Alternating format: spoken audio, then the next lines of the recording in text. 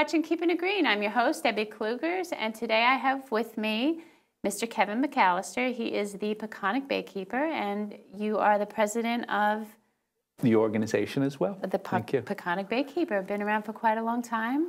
13 years now. Advocating for our bays, keeping our waters clean. And you don't just stay in the Peconic Bay. I've seen you in other places. Absolutely. And I mean, it's all tied together, you know, the South Shore as well as the water flows. Well, the water flows, there's connections, but, you know, ultimately many of the issues we take on are kind of, you know, more regional. So if we can't influence, you know, other elected officials that perhaps, you know, are not out east, you know, we're going to fall short on our goals. Now, today we're going to be talking about wastewater. Wastewater. Yes. And can you expand on that? Sure. What exactly is wastewater? Well, wastewater is human source, of course. You know, when you consider the development throughout Long Island and as a septics, we're talking septics. Yes, septic wastewater. You know, ultimately, as the East End is increased in population and homes, the contamination or the influence on groundwater is increasing. And I know countywide, septics is approximately 75% of the county's Suffolk County wastewater contribution. But out east, you know, we have very few sewage treatment plants, so you know it's probably 90% or greater. And you know, it's significant. Ultimately, you know, what's coming out of our septic systems and entering the groundwater stream, excessive nitrogen levels, and, you know, a very important, I guess, a couple of numbers for you. The drinking water standard is 10 parts per million total nitrogen. And that's about 20 times higher than our estuarine waters, our creeks and open bays can assimilate, you know, whereas we wouldn't impact them in causing, say, harmful algal blooms to occur. Let's bring up the picture, first of all, just to give people a little diagram. This is from your website, and this shows the house and the septic system and how it can leach into the groundwater, and as well as it makes its way out to our local coastal waters. Nitrogen's very conservative nutrient, so as it really enters the groundwater stream, you know, for that matter, once it's in our septic systems and starts to percolate or flow downward, nothing's breaking it down. So there aren't bugs that are eating it and converting it, you know, until it really starts to well back up as the groundwater enters, you know, a creek or open pond. You know, there might be some breakdown or attenuation at that point, but it's very limited. Groundwater is very slow in moving, on the order of about 1 foot to 3 feet per day. But so it could take years for it to get to there, but nonetheless, it's been traveling for years. So we all live in the watershed, which is, you know, the ultimate drainage basin. You know, groundwater is probably 90% of the freshwater influence on our receiving waters. And the groundwater is polluting the coastal waters with nitrogen. Absolutely. And what in the world can people do about it? On a home level, well, is there something that we can do? It's a very challenging issue. My organization is trying to move our elected officials and Suffolk County government to really acknowledge this pollution threat. And it's Suffolk County is one of the lowest standards. Across the country. New York, right, and Suffolk County in particular, which just seems to be so counterproductive. We live in this beautiful coastal area, and we're just polluting our waters. They require what's called seepage pits. You know, these are the concrete rings that, you know, many of us don't even know where they exist in our backyards. That's why I wanted to show the picture, because people don't know what, what are we talking about? You know, in other areas, actually, they use these drainage fields or leaching fields. They go out like on long pipes, kind of? It's a manifold of pipes that are basically kept close to the surface. So there's some root, you know, the plants will uptake some of the nitrogen. But we're dumping it, you know, via a pipe. It's all gravity driven into a deep seepage pit, 8 feet deep. Let's talk about the nutrients. The problem being is that this nitrogen is a fertilizer. It gets into the sea, and it can promote algae to grow, which is little plants in the sea. And then we've heard very recently a lot about these harmful algal blooms. And they can either emit toxins, which can kill shellfish, can kill people. Well, they don't kill shellfish, they can kill people, but they work their way through the food webs. And also, like the brown tide doesn't hurt people, but it hurts whole ecosystems. So this is what people have to understand, that this nitrogen is making all this plant life bloom in the seas. You and know, our estuarine waters are very productive on the order of, you know, one of the most rainforests, productive, you know, right, naturally. Relative to numbers and diversity. And, you know, that productivity is really attributed to the fact that these are coastal water bodies where there's a freshwater influence. Right. And there is a level of nitrogen that's really kicking, you know, driving the food chain. And it is good to a point. But ultimately, with human influences, lawn fertilizers and wastewater, Sure. you know, we are increase the levels where these systems can adequately, again, assimilate and take up. And we've tipped the scales. Right. So too much nitrogen leads to excessive growth of the plants, the phytoplankton, where what we call blooms. And ultimately these explosions in growth where, you know, the water looks pea green or brown or red, I mean, every color of the spectrum, they're short-lived. So when, you know, these algal blooms start to die off and almost rot in the water. Right. They go down to the bottom. They consume the oxygen, Right. the dissolved oxygen out of the water, and then that's when you end up with the, you know, the fish kills and crab kills. So it can be a very vicious cycle. And these dead zones are growing in size and number across the planet. This isn't just like a local Long Island issue. These dead zones are all over, and they're growing, and it's... Nutrient impairment to coastal waters is, you know, basically the principal threat across the nation. And EPA has acknowledged this, and I believe I saw a statistic, a third of our coastal water bodies are negatively affected by septics, wastewater. Wow. And I had called you up a few weeks ago and asked, you know, what can I do on a personal level in my pre-existing home? And there's really not a lot. I guess, you know, if we cut down on water usage so we're not putting so much, you know, into that septic system. Actually, ironically, water conservation has increased the concentration of nitrogen. That makes sense. And, wow. and, you know, I mentioned to you 10 milligrams or 10 parts per million drinking water standard. About a half a part is a threshold for surface water quality impairments, you know, degradation. And what really comes out of, you know, the wastewater stream on these cesspools is on the order of 40 to 50 parts. So, and these are cesspools that are working properly. We've got some things that might just be really damaging to the and there's environment. actually, and probably not enough attention to this, but you know, I've been trying to address nitrogen pollution, but there's also bacterial contamination. Sure. Fecal coliforms. Yes. Right, from people. And ultimately, you know, the way the codes are written, and the county actually relaxes the code. Wow. But there needs to be separation from the bottom of these seepage pits, which are 8 feet in depth, to the high water table, the groundwater. Okay. With sea level rise and just many of these coastal waterfront developments, waterfront homes. And also, you know, zoning board of appeals, and they you know, the counties lax, then come to the local towns, and they, So as we see a rise in the water table, or for that matter, you know, a property that really doesn't have dry soils, that's waterfront, when these systems sit in the water table, their ability to, or the natural ability to reduce bacterial levels is greatly reduced. So what we end up with is a bacterial stream that enters groundwater and thus our receiving waters. We often attribute, you know, shellfish closures and higher bacterial levels to stormwater runoff. Right. After 3 inches of rain, everything gets closed. And there's, you know, that's obviously a contribution, but I'd submit that you've got a daily input. Well, from we're not septics. looking at cesspools enough to really see what their influence is on bacterial levels. And there's, you know, some studies that are out there looking at actually the source of these bacteria, and in many water bodies, it's there's a human influence. Sure. So that speaks to cesspools. So what can we do? Again, it's complex. What we're advocating for is a change in the code. For new building? for new construction across the board, that we basically park these antiquated, wastewater systems. Right.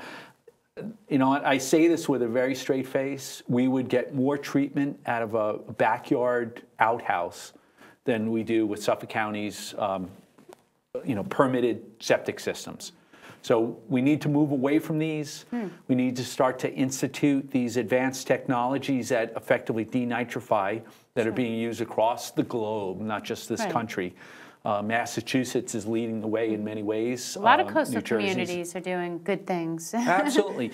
And it's a phase-in process, so new development, state-of-the-art. How good can we get treatment of wastewater? And the systems are out there. Our cell phones, our televisions, our computers, in 2 years' time, it's like light years with improvements on the technology. Right, but we haven't improved septics in 50 years. We're archaic, we're primitive. Wow. And the county's complacent about this. And unfortunately, the towns, and we've tried to demonstrate by basically informing them of their own authority. Right. Through state statute, that they can affect. We can make our regulations above. More stringent. More stringent Yes. than the counties, and we can institute them, and we can be progressive. Yes. And especially a town like East Hampton is small. Southampton is, kind of small. And new development, let's say, if we're redevelopment of existing properties. Okay. Instead of replacing your old septic as is, something new. Something better. Now, how costly is this to consumers? They're probably double the cost, as I understand, from, say, a conventional Maybe system. it would up the value of your home to have this, just like if you put solar panels on, you're increasing the price of the home, It's wastewater improvements. And I think over time, we've got to capture the existing development. And maybe at a time of sale when people are flush with dollars, whether it be the seller or the buyer.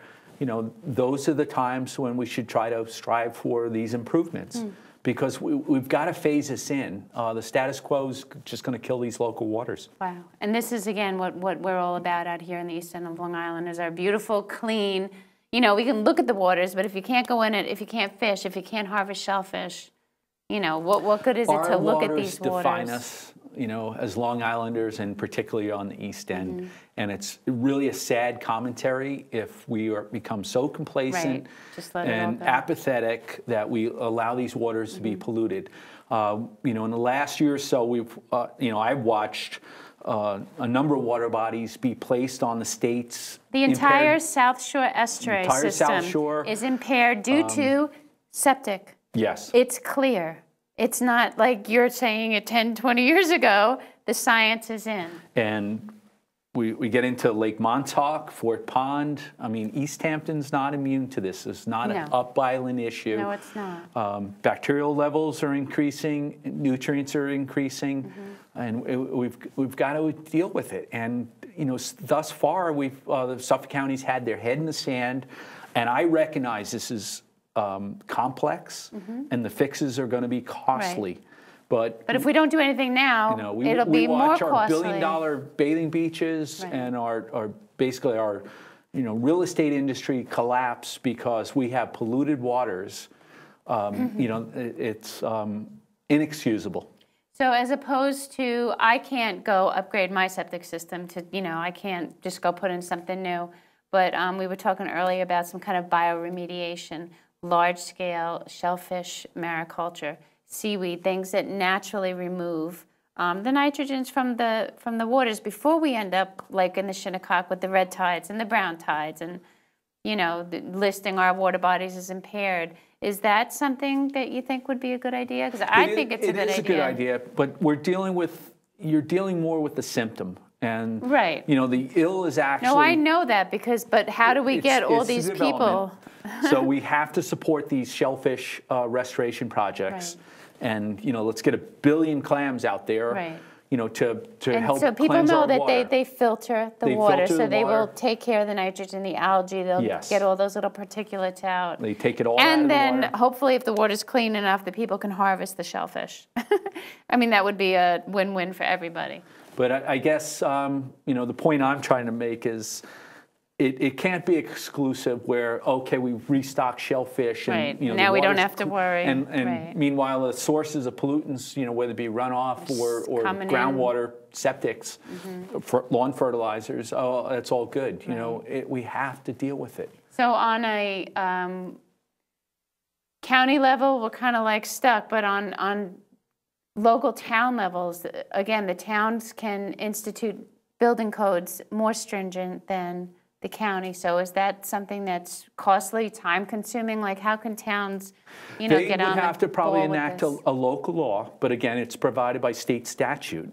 And, you know, ultimately, when they're considering, you know, the planning boards, town boards are considering some of these new developments, you know, if you don't They've put got the chance to. state-of-the-art wastewater treatment, Period. or you don't get it, you know? Wow. And, I mean, I can probably go through a litany of development proposals on the East End in the 5 towns that, you know, absolutely warrant state-of-the-art. And they And just. if the county doesn't, you know, have the political will to do it, then just take destiny in their own hands and enact their own local codes, give them the authority to require this. And what is your organization doing? What are you? Well, I moving think forward largely with? is certainly public education. So, you know, principally trying to, you know, make the nexus, or, you know, convince basically our residency of the nexus between water pollution and the septics. Even if we're half a mile from the sea, It's just travel time. it takes a couple of years per couple of feet per year. Yes. So if a mile away, quick math, you know, is it 10 years or greater? So it but will impact it's it. going and to get there. And it's been impacted. Yes. And, you know, in a way, I think we're seeing what's manifesting more recently is probably development that we saw in the, you know, 60s or 70s, whenever the, you know, maybe the building booms were. With, you know, with the travel times, the groundwater's finally getting to our local bays. So it's you know, an incredibly important issue. Cape Cod's dealing with this on a large scale. They have squarely fingered septics as the, you know, and wastewater as the culprits.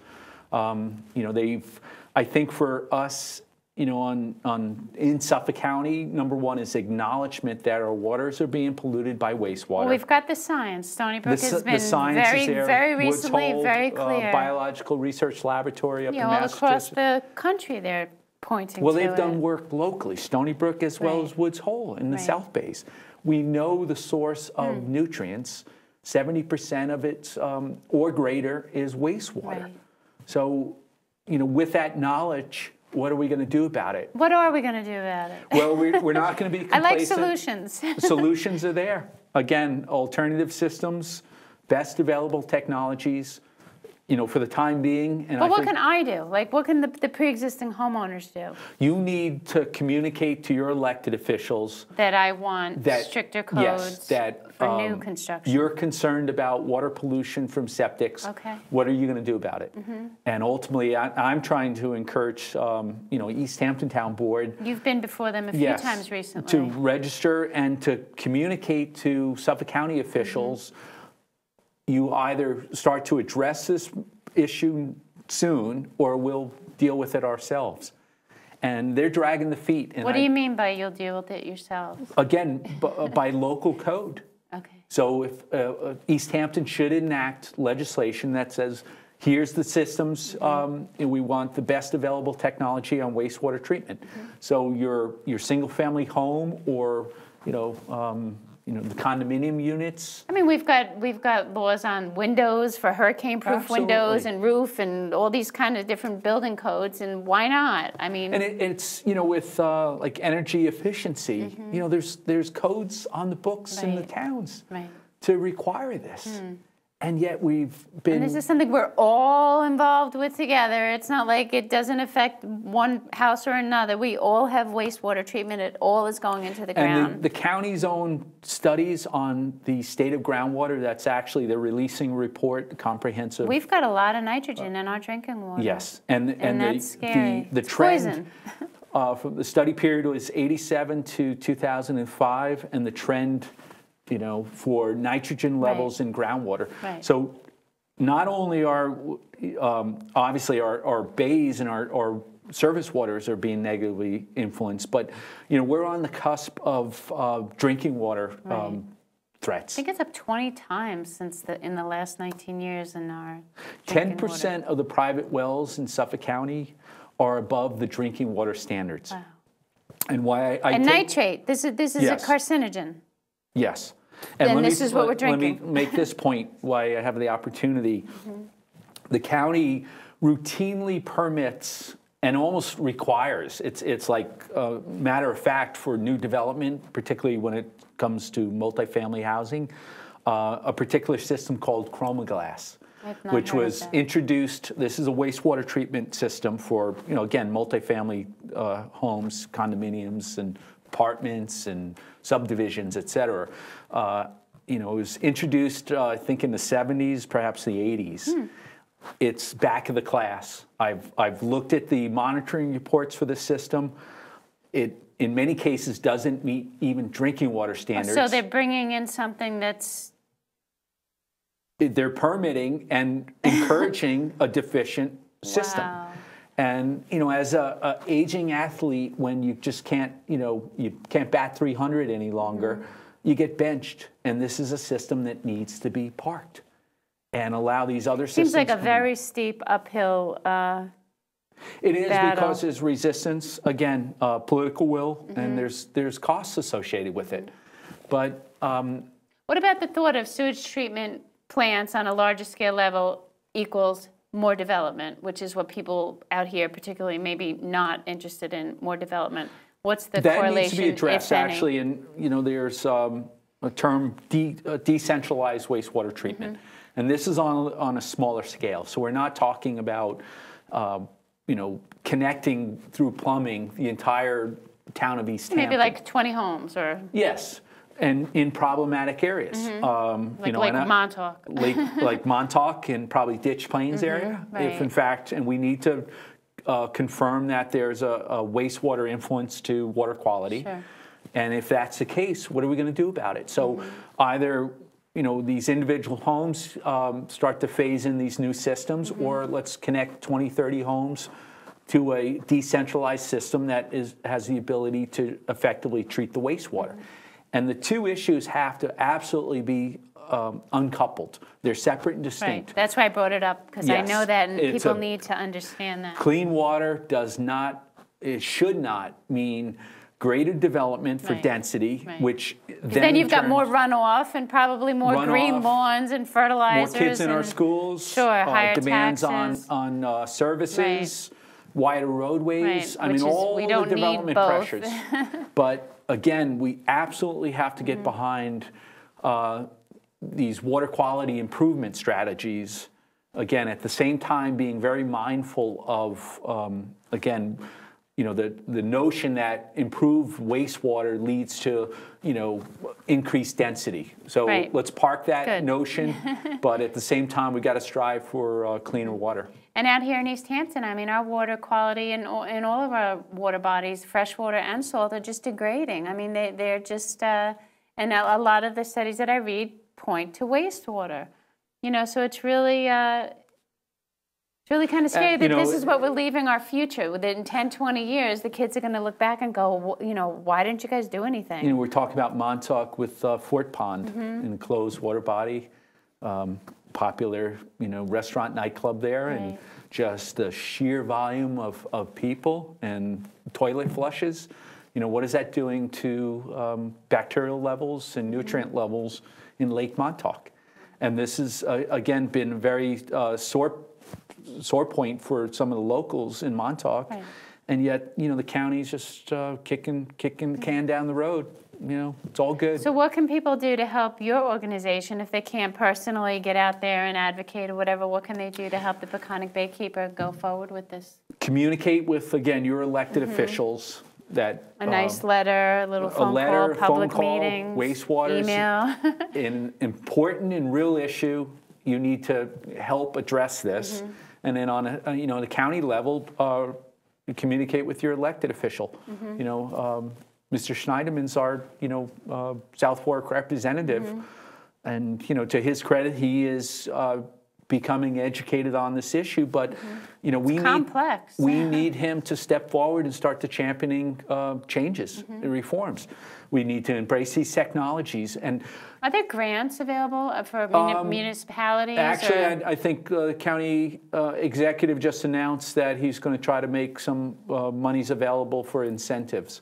For municipalities or for individuals, homeowners? actually, I think for trying to make these improvements. But on existing homes or new homes? I believe existing. I don't know all the details, but you know, it's important. But you know, we have to actually deal with this, and I think you know it's egregious when I speak with green architects that their clients want to put solar panels on the roof, geothermal, you know, heating on the floors, and they want to be all that they can be for wastewater treatment, and then they go make the proposal to the Suffolk County Board of Health or the Health Department, and they're being told no. Why? You know? I have no idea. I don't know. It's just different technology. It's advanced technology with a proven track record in many locales across the world. And Suffolk County says no. Says no.